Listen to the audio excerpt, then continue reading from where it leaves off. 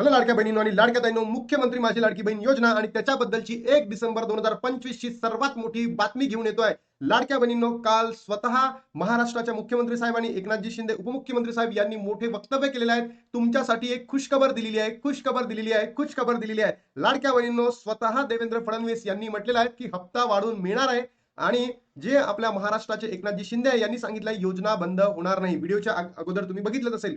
पण या ठिकाणी खरंच हप्ता वाढून भेटणार आहे का, खरंच ही योजना बंद होणार की नाही, याबद्दल सगळंच मी तुम्हाला व्हिडिओच्या माध्यमातून विथ प्रूफ देणार आहे. आणि सोबतच यांच्या जे मूर्ख मंत्री आहेत त्या मंत्र्यांनी सुद्धा काय वक्तव्य केलंय ते सुद्धा मी तुम्हाला या ठिकाणी दाखवणार आहे. तर लाडक्या बहिणींनो, व्हिडिओला शेवटपर्यंत नक्की बघा, कारण की या व्हिडिओमधून तुमचे डोळे एकदम उघडणार आहे. बघा लाडक्या बहिणींनो, हप्ता वाढून मिळणार 1500 वरून 2100 रुपये होणार का, हा प्रश्न आता अत्यंत महत्वाचा आहे. निवडणूक उद्या आहे आणि पहिले घोषणा केली की किती रुपये मिळणार आहे, 600 रुपये वाढून मिळणार आहे. खरंच भेटणार की नाहीये सगळं सांगतोय आणि योजना बंद होणार की नाही हे सुद्धा तुम्हाला व्हिडिओच्या माध्यमातून समजेल. बघा, सर्वात पहिली न्यूज आहे 2100 रुपये का किया था वादा. म्हणजे देवेंद्र फडणवीसनी पत्रकार परिषदेला किंवा जे निवडणूक प्रचारादरम्यान असे मोठे वक्तव्य केलेलं आहे की 2100 रुपयाचा आम्ही वादा केला होता आणि तो आम्ही 2100 रुपये देणार. पण पर्सनली सांगतो लाडक्या बहिणींनो, 31 मार्च 2025 पर्यंत तुम्हाला पैसे वाढून भेटणार नाही म्हणजे नाही. बरोबर, भलेही मी थोडासा आता तुम्हाला अयोग्य वाटेल, पण 31 मार्च 2025 पर्यंत तुम्हाला पैसे वाढून दिले जाणार नाहीये. तुम्ही म्हणाल का? कारण आर्थिक वर्षाचा जो बजेट आहे तो ऑलरेडी डिसाईड झालेला आहे आणि सरकारने त्याच्या संदर्भातला कोणताही वाढीव जी आर प्रसिद्ध केलेला नाहीये, म्हणून तुम्हाला 2100 रुपये दिले जाणार नाही. इट माइट बी पॉसिबल की तुम्हाला पुढल्या वर्षी 2026 एप्रिल मे नंतर पैसे वाढून दिले जाऊ शकतात, पण मला वाटत नाही की ते वाढून दिले जाईल. फक्त मला एवढंच म्हणायचं आहे की ज्या बहिणींना, ज्या बहिणी पात्र आहे, ज्या बहिणींना 1500 रुपयाची गरज आहे, त्याच बहिणींच्या अकाउंटला सरकारने पैसे पाठवावे. आणि सरकार काय करताय, त्याच बहिणींना अपात्र ठरवत आहे. जे प्रश्न आहे ते सुद्धा तुम्हाला समजलं असेल. तर तुमच्यापैकी किती बहिणींना वाटतं की 2100 ऐवजी लाडक्या बहिणींना सरसकट 1500 रुपये द्यावे? तुमच्या प्रतिक्रिया काय, नक्की कमेंट बॉक्स मध्ये सांगा. की सरकारने मानधन वाढवावं का, की जे 1500 रुपये सुरू आहेत तेच 1500 रुपये कंटिन्यू सुरू ठेवावे? नक्की सांगा. त्यानंतर लाडक्या बहिणींनो, लाडकी बहीण योजना बंद होणार नाही. कोणताही मायकालाल आला तरी लाडकी बहीण योजना बंद करणार नाही, अशी घोषणा महाराष्ट्राच्या मुख्यमंत्री साहेब फडणवीस साहेबांनी केलेली आहे. त्याचबरोबर महाराष्ट्राच्या जे एकनाथजी शिंदे उपमुख्यमंत्री साहेब यांनी सुद्धा असे वक्तव्य केले. तुम्ही व्हिडिओच्या पहिले बघितलं असेल. तर तुम्ही बंद करू कसे शकणार आहे? तुम्ही बंद करू शकत नाही. आता हे सरकार येऊ की कोणताही सरकार येऊ, ही जी योजना आहे आता बंद होणार नाही. पैसे मागे पुढे होऊ शकतात पण योजना बंद होणार नाही. सोबतच लाखपती दिदी, बरोबर, आणि 50 लाख अजून अशा 1 करोड बहिणी काय बनवणार आहे, लाखपती दिदी बनवणार आहे असं सरकारचं म्हणणं आहे. बघूया ते काय सुद्धा काय. पण याच्यानंतर जे महाराष्ट्राचे जे सरकारमध्ये असणारे जे मंत्री आहे, ग्रामविकास मंत्री साहेब, या मंत्री जे गोरे साहेब आहे, यांना एक माझा प्रश्न आहे. ये मी तुम्हाला वाचून दाखवतो आणि नंतर तुमच्या लक्षात आणून देतो.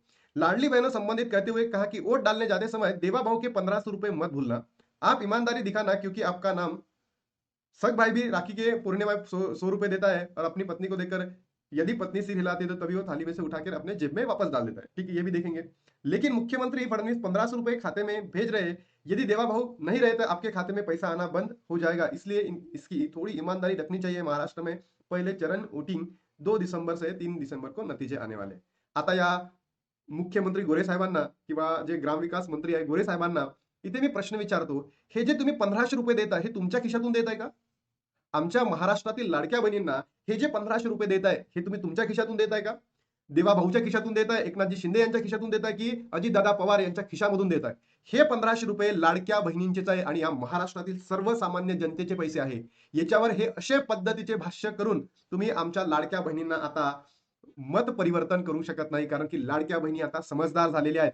बरोबर, असे वक्तव्य करून जे लाडक्या बहिणींना आता हे कळून चुकलं आहे की कोण परके आणि कोण स्वतःचे भाऊ आहेत. तर लाडक्या बहिणींनो, आता तुमचं मन परिवर्तन होऊ देऊ नका. अशा पद्धतीचे भाष्य करणं हे अत्यंत चुकीचं आहे आणि तेही निवडणुकीच्या पूर्वीला. तर हे ग्रामविकास मंत्री साहेबांना शोभतं का, हाच माझा या ठिकाणी प्रश्न आहे. तर लाडक्या बहिणींनो, तुम्ही सुद्धा तुमच्या काही प्रतिक्रिया असेल तर नक्की कमेंट बॉक्स मध्ये सांगा. हा प्रश्न कोणाच्याही बापाचा नसून महाराष्ट्रातील सर्वसामान्य जनतेचा आहे आणि तो पैसा त्यांना भेटायलाच पाहिजे, हीच आपली मागणी आहे, हीच आपण वक्तव्य करत आहे. त्याच्यानंतर हे सुद्धा निवडणुकीच्या पूर्व पहिले होत आहे, अशा घोषणा होत आहे कोणता मायकाला आला तर बंद होणार नाही, 2100 रुपये देऊ, हे 1500 रुपये देवाभाऊ पाठवतो, मान्य आहे. पण जे प्रश्न सुटायला पाहिजे ते सोडवत का नाही आहे, हा प्रश्न सांगा आम्हाला. आपण जे महाराष्ट्राचे ग्रामविकास मंत्री आहे गोरे साहेब, त्यांना हा प्रश्न विचारू की ज्या बहिणींकडे डॉक्युमेंट्स नाही आहेत त्या बहिणीनं नेमकं काय करावं, ज्या बहिणी एकल आहे त्यांचे पती बेपत्ता आहे, वडील बेपत्ता आहेत, या बहिणींनी काय करावं, ज्या अजूनही काही बहिणींचे जे डॉक्युमेंट्स आहे अंगणवाडी सेविका घेत नाहीये, ज्या बहिणींना ओटीपी येत नाहीये त्या बहिणींनी काय करावं, ज्या बहिणींचं नाव पात्र यादीमध्ये नाहीये त्यांनी काय करावं. अशा पद्धतीचे एरर येत आहे. उनेबल टू सेंड ओटीपी, सदर आधार क्रमांक योजनेच्या पात्र यादीमध्ये नाहीये. ज्या बहिणींकडे मोबाईल नाही आहे त्या बहिणींनी काय करावं याबद्दल तर बोला. महाराष्ट्रामध्ये महिलांची सुरक्षा, मालेगावमध्ये जे झालं याबद्दल तुम्ही बोलले नाहीत कोणी, बरोबर. त्याच नंतर मला यांना सुद्धा प्रश्न विचारायचा आहे की ज्या बहिणी जून जुलै ऑगस्ट सप्टेंबर ऑक्टोबर महिन्यामध्ये या बहिणींना पैसे भेटले नाही, या बहिणी अपात्र होत्या, या बहिणीबद्दल तुम्ही का बोलत नाहीये.